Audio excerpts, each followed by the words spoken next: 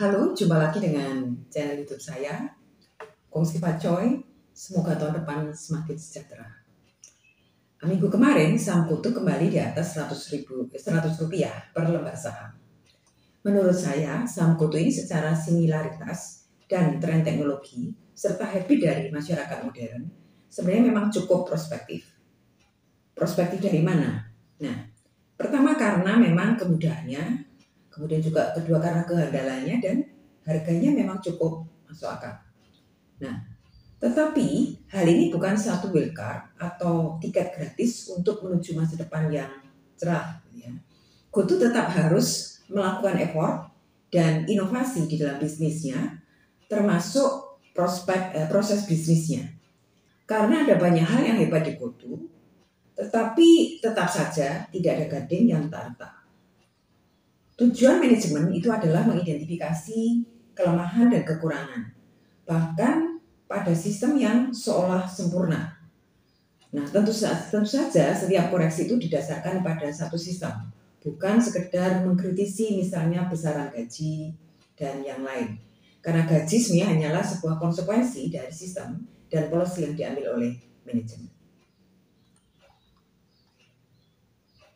Nah, oke. Sebelum kita bahas lebih lanjut, mari kita lihat dulu perbandingan dari sisi income statement antara Kutu, kemudian Apple dan Amazon. Nah, mari kita lihat di income statement-nya Apple.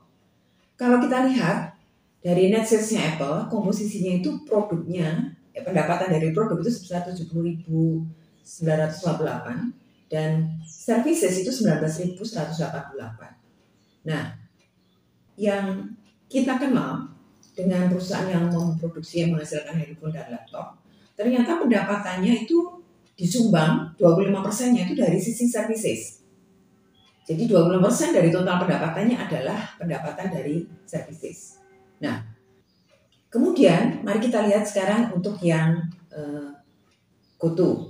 Nah, kalau dari sisi pendapatannya, Kutu itu mayoritas pendapatannya sebesar 8 triliun itu memang dari imbalan jasa, karena memang dia adalah perusahaan yang menjual jasa. Tetapi pendapatan seperti dari pendapatan lain-lain, services dan seterusnya itu sangat kecil. Nah, kalau dari sisi Anda, apakah Anda sudah melihat perbedaannya? Kira-kira apa bedanya Kutu, profil Kutu dengan Apple? Oke, sekarang mari kita lihat bagaimana dengan Amazon, yang juga sama-sama sebagai perusahaan-perusahaan yang bergerak di bidang online. Nah, kalau kita lihat pendapatan Amazon itu sangat atraktif gitu ya. Karena kalau kita lihat dari net sales-nya, online stores-nya itu hanya menyumbang kurang dari 50%, itu sudah 52.901 dolar. Nah, selebihnya Amazon itu berhasil meng-create pendapatannya dari subscription services, advertising, kemudian juga dari Amazon Web Services. Nah, ini tentu saja satu hal yang memang menarik. Oke, jadi apa perbedaan antara Kutu dengan Amazon kalau begitu? Nah, benar sekali. Jika Anda mengatakan bahwa pendapatan Amazon itu kurang dari 50% itu adalah dari toko online. Nah, sisanya berarti lebih dari 50% itu di-create dari pendapatan yang lain-lain. Nah, selain itu apalagi kira-kira perbedaan antara Amazon dan Kutu? Nah, oke, betul. AWS, tepat sekali. Jadi Amazon itu memiliki departemen yang namanya Amazon Web Services, yang semula sebenarnya adalah layanan internal. Tetapi kemudian Amazon berhasil mengubah atau mengkonversikan atau mendayagunakan AWS ini, Amazon Web Services ini, menjadi sebuah tumpuan pendapatan baru bagi Amazon. Nah, jadi AWS yang semula dimaksudkan untuk mendukung kebutuhan teknologi, informasi, dan strategi manajemen, ternyata terus berkembang. Nah, jadi layanan yang semula cost center itu kemudian bisa dengan baik diubah atau dikonversikan menjadi sebuah profit center dan menguntungkan.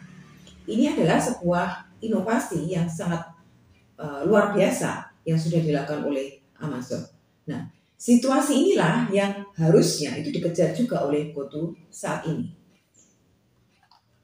Salah satu faktor ketidakefisienan GoTo itu bisa kita lihat dari banyaknya anak perusahaan yang sepertinya saling tumpang tindih. Saya sudah mengumpulkan screenshot tapi tidak semua, beberapa anak perusahaan dari GoTo. Nah, kalau kita lihat misalnya ini ada Velox Pay Technology, itu jasa konsultasi manajemen usaha. Kemudian ada lagi Velox Pay di Asia, itu juga sama, jasa konsultasi manajemen usaha, bisnis manajemen konsultasi, services gitu ya. Lalu kemudian ada PT Mitrans, itu jasa transaksi keuangan dan teknologi pembayaran, ya, Financial Transaction and Payment Technology Service. Kemudian ada PT Koneksi Integrasi, itu jasa pengembangan piranti lunak. Lalu ada PT Multi Adi Prakarsa, itu juga sama. Itu adalah jasa transaksi keuangan dan teknologi. Jadi ada beberapa anak perusahaan yang memiliki bidang usaha yang mirip-mirip.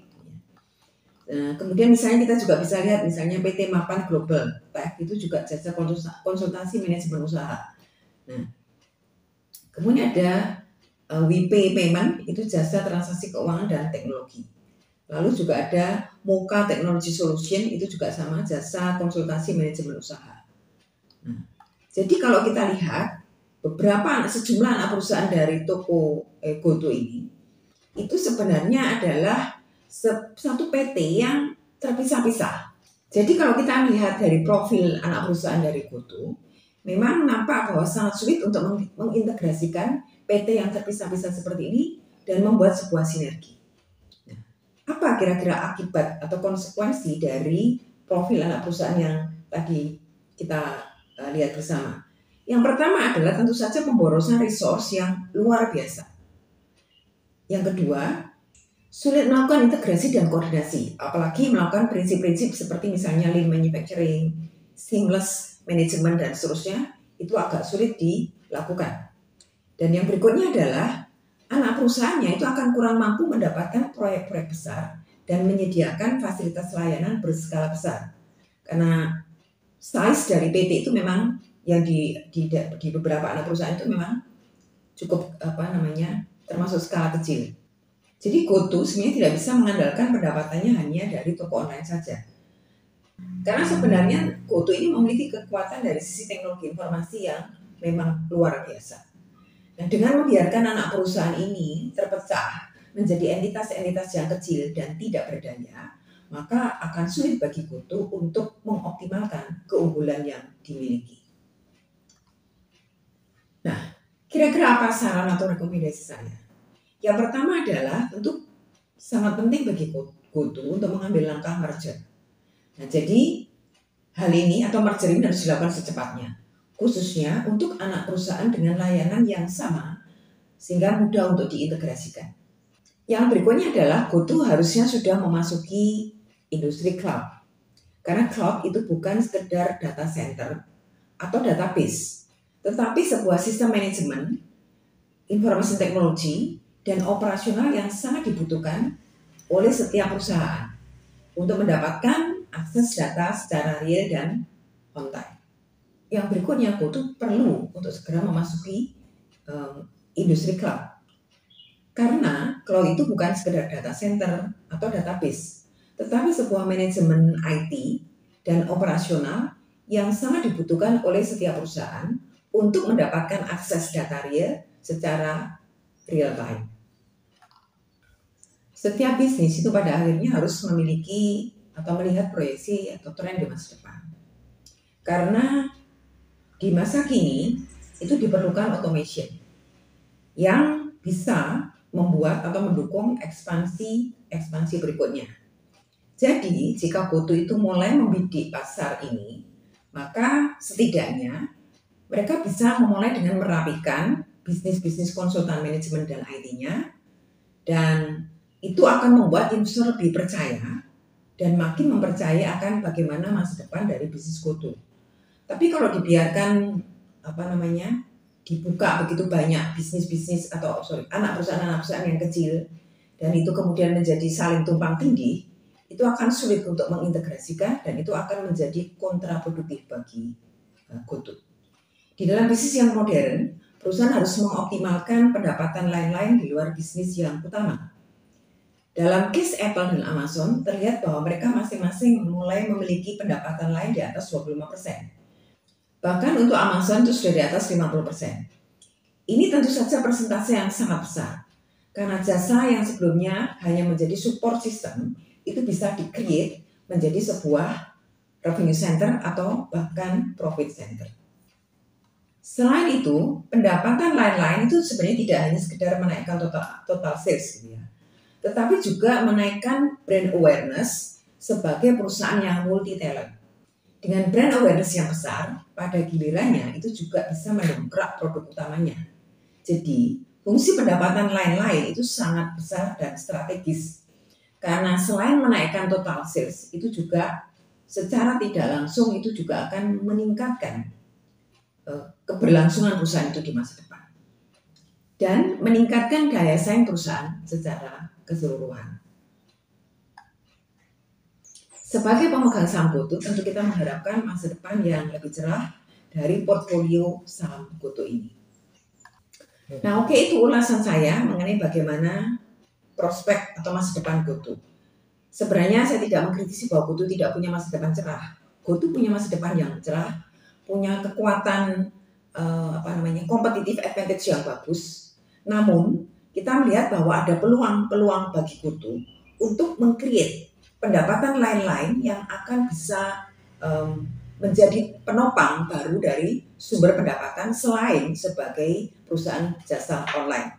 Karena kita belajar bagaimana Amazon itu bertahan dan meng-create pendapatan-pendapatan baru dari pendapatan di luar core bisnisnya.